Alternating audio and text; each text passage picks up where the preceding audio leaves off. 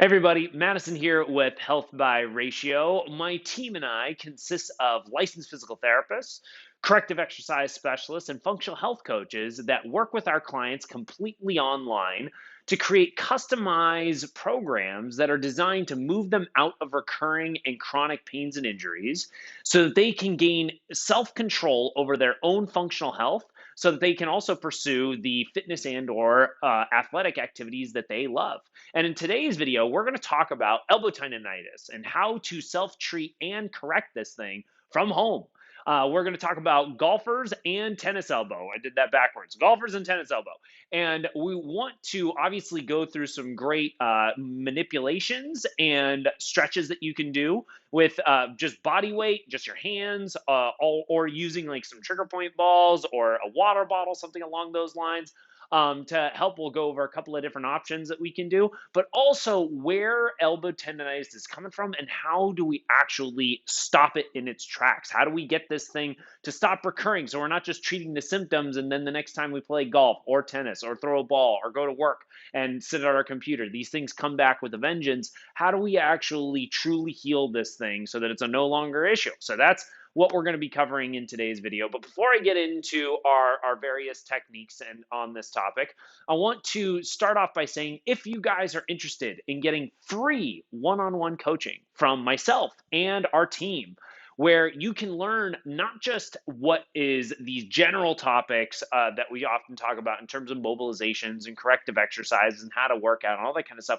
but specifically what your body needs, what tissues you need to strengthen or manipulate in terms of the mobility side, or how you need to move your body in a different way so that it's back to symmetry. We offer 2 free calls. The first call is quick. It's about a 20-minute call where we want to find out what it is you've been dealing with, what your body's been through over the years, and what your goals are. And then once we gather that information, you and I connect on a follow-up call. That one's over video, and we analyze your body from head to toe, all of its functional movement patterns, range of motion assessments, and all kinds of stuff to determine not only how it's moving, but why it's doing what it's doing, and then create a game plan together on that call on what things you need to mobilize and exercise and how to do that so you can move back towards full range of stable motion. If you're interested in that free help, we'll attach a link to our calendar where you can pick a day and time that works best for you. All right, so now on to our topic of elbow tendonitis. And I'm covering both golfer's elbow and tennis elbow because the root causes of them go very much hand in hand, and how we correct them, treat them is very, very similar, just different, like slightly different sections of the arm. So, first and foremost, why these things occur.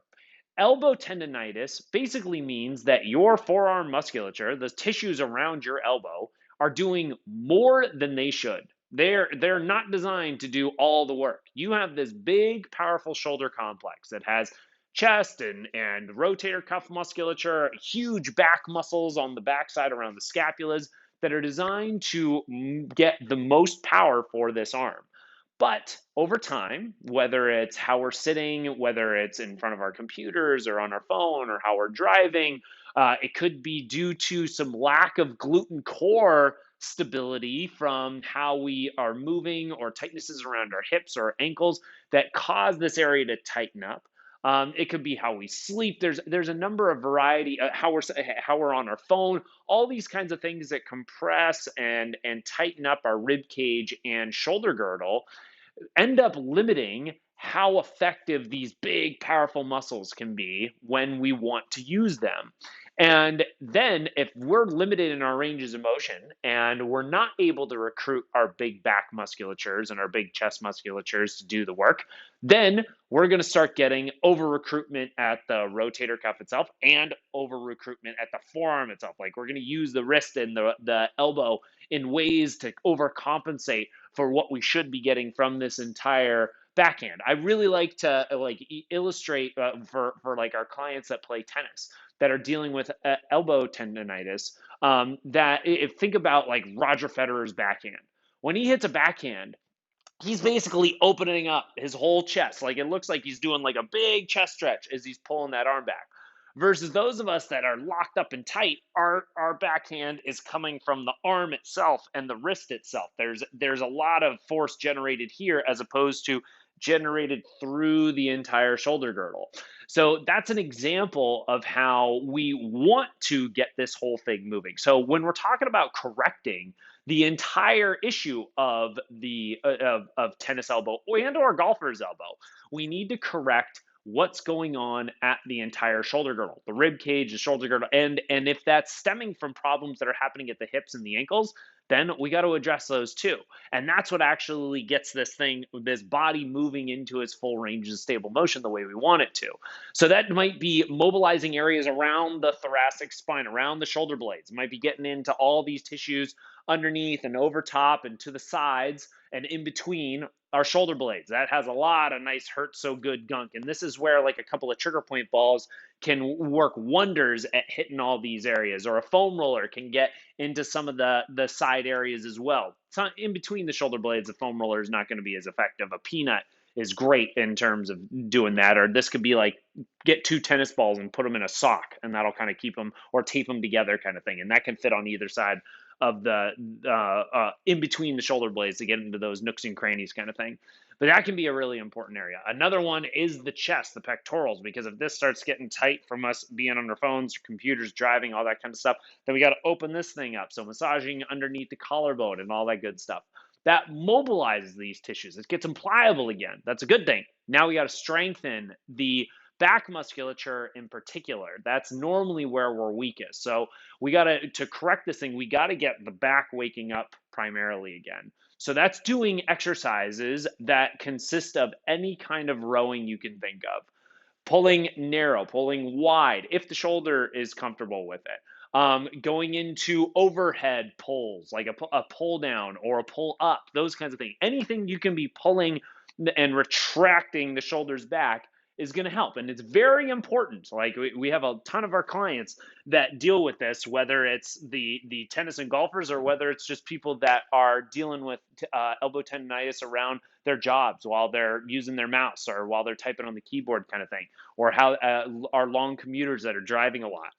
That it's really important when you do those kinds of exercises that your shoulder itself, the whole scapula, moves.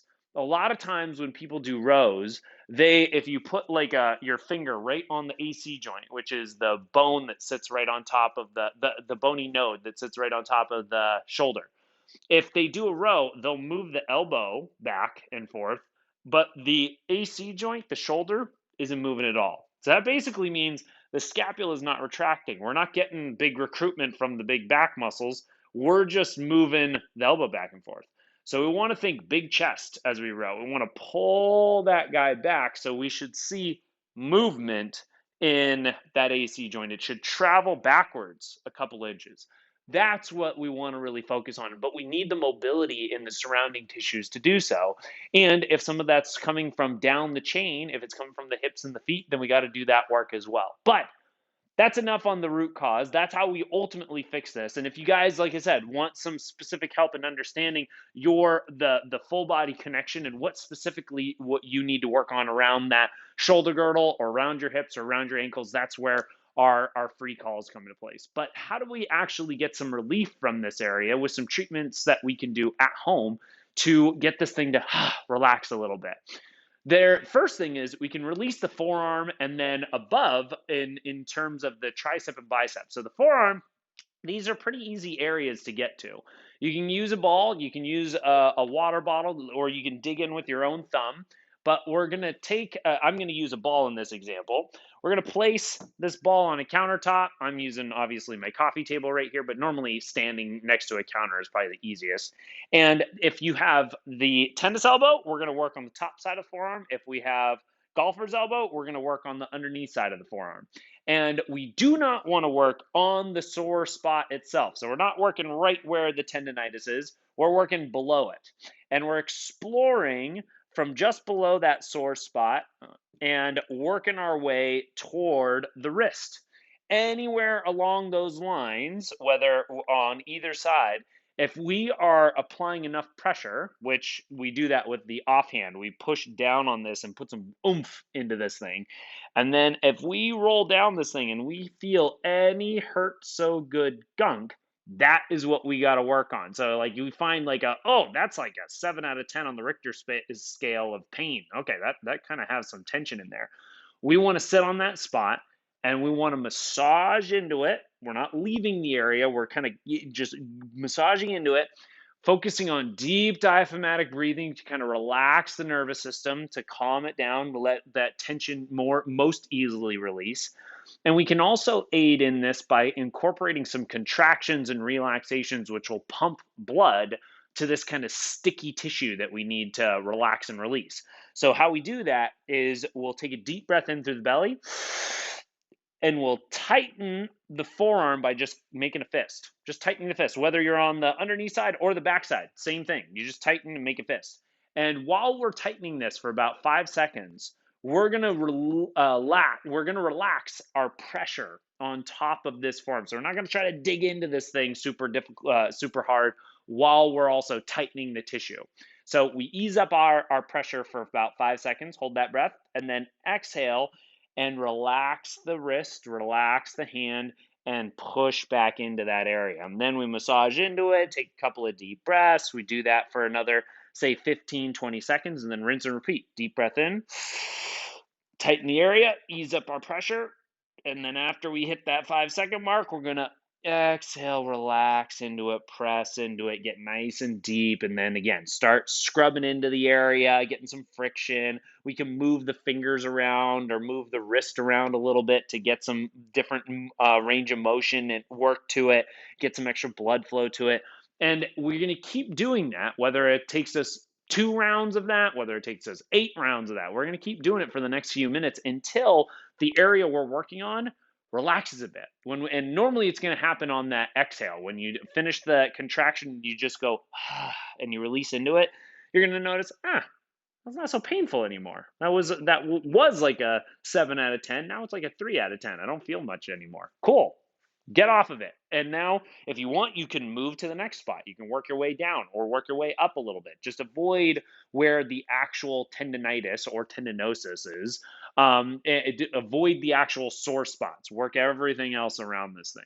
That's the first section. The next one is above the elbow. And so we want to explore the tricep itself. So the tricep and a single ball works great. I really like using the peanut for this because it kind of hits both heads of the tricep. And it's the same idea, but we're now just doing it above the elbow. So I'm gonna position my start just above the elbow, making sure I'm not on any like any sore spots that feel like it's the not hurt so good tightness. It's the like, oh, that's the tendonitis that I'm pushing into. Want to find the hurt so good gunk, and then work our way up. If we don't find anything, we're just going to keep moving up the arm so that we're exploring anything around here. Again, like a single ball would work, a water bottle would work. We could get into this spot. Once we find that hot spot, wherever we need that work, we'll apply our pressure and go through the same sequence. You're going to breathe for a bit, just nice deep belly breaths, relaxing into this thing. And then we'll incorporate the contractions and relaxations. Nice deep breath in. Tighten the area just by straightening the elbow and making a fist. So just straightening out your elbow and making a fist, you're going to engage that back of your arm. Ease up off of that, the pressure off that ball for a period of time. 5 seconds go by. Exhale, relax the arm. Push back into it, melt into that area, scrub into it a little bit. You can go side to side into it a little bit. You can move the elbow a little to create some extra movement and blood flow. And then rinse and repeat. Deep breath in, tighten it. 5, 4, 3, 2, 1, and then exhale, relax, scrub in. And when that thing releases a bit and doesn't feel so intense, whether it happened on the second go around, whether it happens on the eighth go around, whatever, that's your cue. All right, I'm done. You can move on. If you want to keep working up the arm, you're more than welcome to.